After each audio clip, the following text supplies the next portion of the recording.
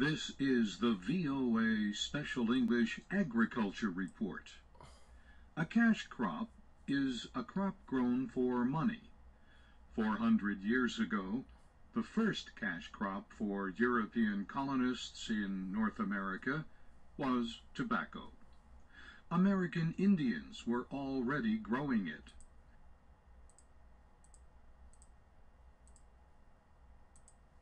Then, in 1612, an Englishman named John Rolfe found it would grow well in Virginia and sell profitably in England, says tobacco.org.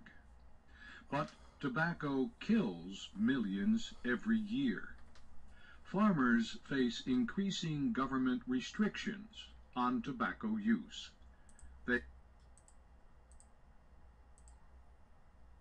They also face less demand from developed countries and more competition from developing ones. Some farmers now grow niche crops instead of or in addition to tobacco. Niche crops are aimed at a particular market.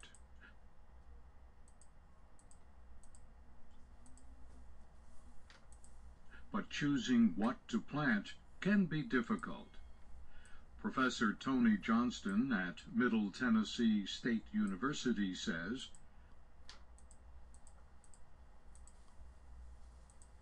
most tobacco farms are relatively small.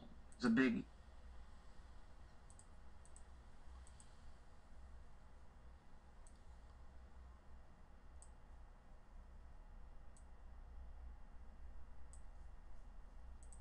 issue for all the tobacco growing states is to find those small crops, those niche crops that would provide enough cash flow with fairly similar amounts of area on which you plant your crop. Some tobacco farmers have chosen to raise prawns or freshwater shrimp. This kind of shellfish is used in different foods and often served cold in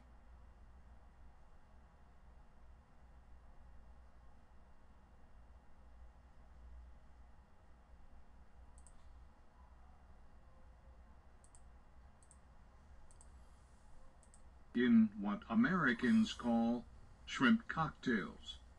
The British call them prawn cocktails. Tennessee farmer Jane Corbin says she got into this aquaculture business almost by accident.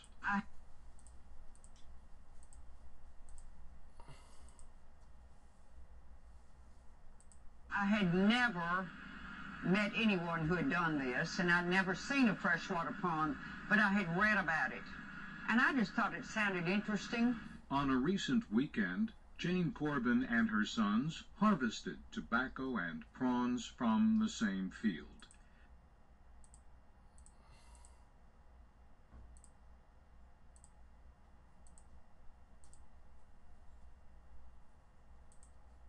The prawns grew for 5 months in a pond.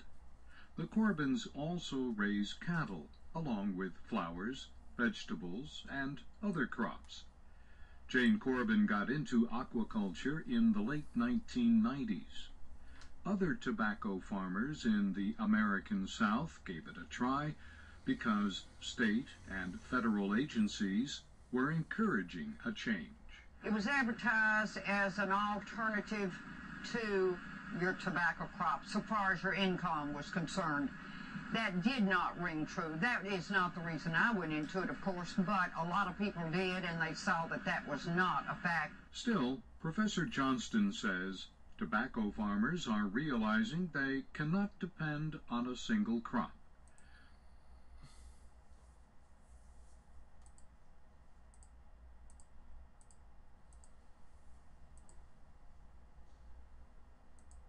The niche crops that seem to enjoy the most success, he says, are those that get consumers to visit the farm. James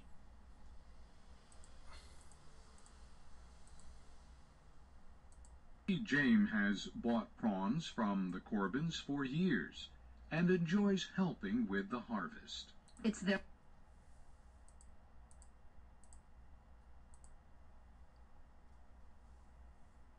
their kindness and their genuine spirit that I keep on coming back here. And most especially it's from here in the U.S., not coming from China or some other foreign country, but it's more here in Tennessee. And that's the VOA Special English Agriculture Report. You can watch a video about prawn farming at voaspecialenglish.com.